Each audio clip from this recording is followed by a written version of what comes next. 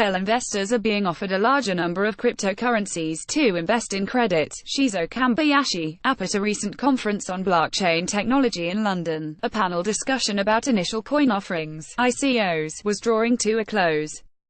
As the audience began to digest what they had heard about the flood of money making its way to companies that were creating and selling their own cryptocurrencies as digital tokens to fund projects, a woman raised her hand.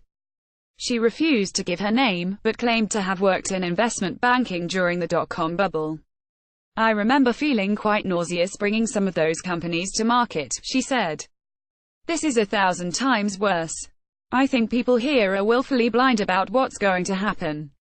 On Thursday, Baroness Moan and her businessman boyfriend Doug Barrowman launched the public eco of their own digital token. The move allows anyone with $100 £71.62 to join investors who secured access to an earlier, discounted, pre-sale, by committing $100,000 or more. Moan, who made her name as the entrepreneur behind bra brand Ultimo, hopes to raise $75 million from the process before inviting holders of EquiCoin tokens to back early-stage companies through an online platform that provides access to venture capital-style investments. Baroness Moan has launched Ethereum-based Equi tokens, which can be traded in the same way as cryptocurrencies credit, PA. The project has brought the controversial subject of ICOs to the wider public's attention, but it is dwarfed by another ongoing token sale. Telegram, a messaging platform similar to Facebook's WhatsApp, is reportedly on its way to raising as much as $2.55 billion in a three-stage eco that has so far only been open to institutional investors via a secretive pre-sale. Money from big-name Silicon Valley venture capitalists will be combined with cash from a public stage of the eco, which is slated for June. This would make it comfortably the largest eco in history and furnish Telegram's Dubai-based Russian founder Pavel Durov with a war chest to fund his plans to expand the messaging platform by adding digital wallets, cloud storage services, an applications platform and a payments channel claimed to be capable of processing millions of transactions per second. Beyond these two examples, ICOs are booming. They were used to raise $5.6 billion in 2017, according to a report from Fabric Ventures and Token Data. And they have surpassed conventional equity funding as a source of capital for blockchain startups, according to data compiled by CB Insights. A lot of people are sitting around with capital that has been created somewhat easily from the crypto boom, says Michael Jackson, the former chief operating officer of Skype, who is now a partner at tech venture capitalist VC firm Mangrove Capital Partners. These people, Jackson says, are willing to put their money into projects that they think are cool by investing in ICOs. The long-term side of it is a lot more interesting, though. Companies have found a mechanism where they're able to raise funds without going through traditional finance like banks or VCs such as ours.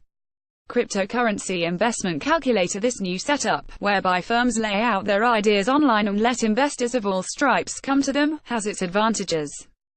VC funding can be a bit random, says Jackson, since it hinges on meeting the right people at the right time. With ICOs, it becomes a lot more transparent. Your information becomes available for everybody to look at. What's more, investors in ICOs often get instantaneous liquidity, since they're able to sell their digital coins or tokens on exchanges almost as soon as they've bought them. Investors in more traditional structures have to wait until a company has been acquired or goes public, which is likely to take years, if it happens at all. That doesn't mean that ICOs are a funding panacea. In January, a company called Prodium set out to raise around $6.5 million to create a database of fruit and vegetables using the Ethereum blockchain. Just 4 days later, it had disappeared, leaving behind a scaled-back version of its website that merely displayed the word penis. OneCoin, a blockchain startup from Mumbai, is thought to have operated as a Ponzi scheme that funneled $350 million through Germany. Analysis published by Ernst. There are blatant scams, pump and dumps, misinformation and a lack of disclosure of conflicts of interest, says Dr. Garrick Heilman, a research associate at the University of Cambridge who is running a $25 million eco in his capacity as co-founder of blockchain startup Mosaic. But it is quite possible that this is a new channel that is going to be with us for some time. That's exciting, he says, because investing in early-stage technology companies is something that's been traditionally reserved for millionaires and billionaires. Now the little guy is getting a crack. What is cryptocurrency? How does it work and why do we use it? Mosaic plans to use a digital token to reward high-quality blockchain research. People who want to view the research will have to pay to access it using the same currency. However, he admits that, for the time being, the spray-and-pray approach to investing that became popular in the dot-com boom may not be such a bad idea.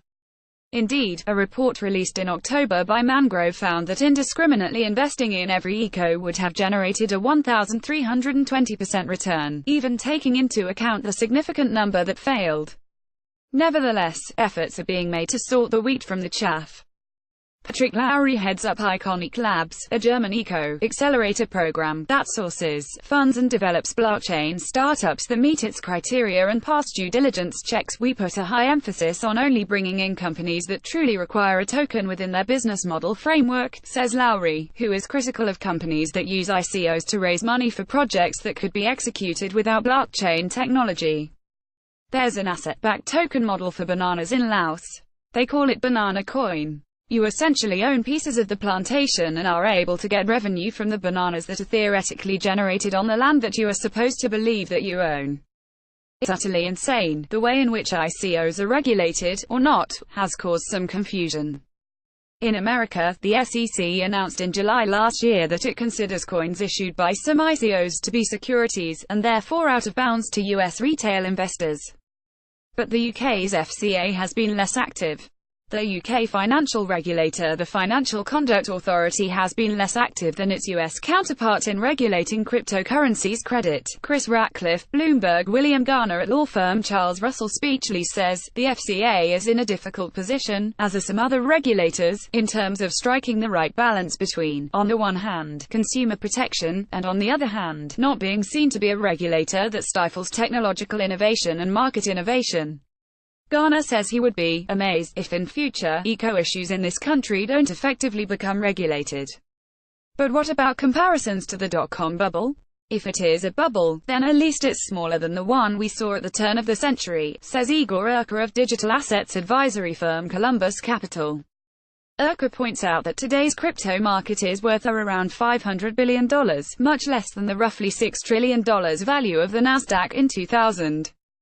And, although the average crypto investor is a retail investor in absolute terms, they understand and accept the volatility of the market on a completely different level than a pension retail investor in 2000 did. Nevertheless, a major market correction is around the corner, says Laszlo Juric, a cryptocurrency expert.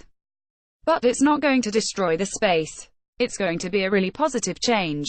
I strongly believe that 70 or 80% of the market doesn't have any place in the blockchain space. The coins and companies that have been set up with the pure goal of making money will disappear. The ones that survive, says Juric, will be those that actually address real-world challenges.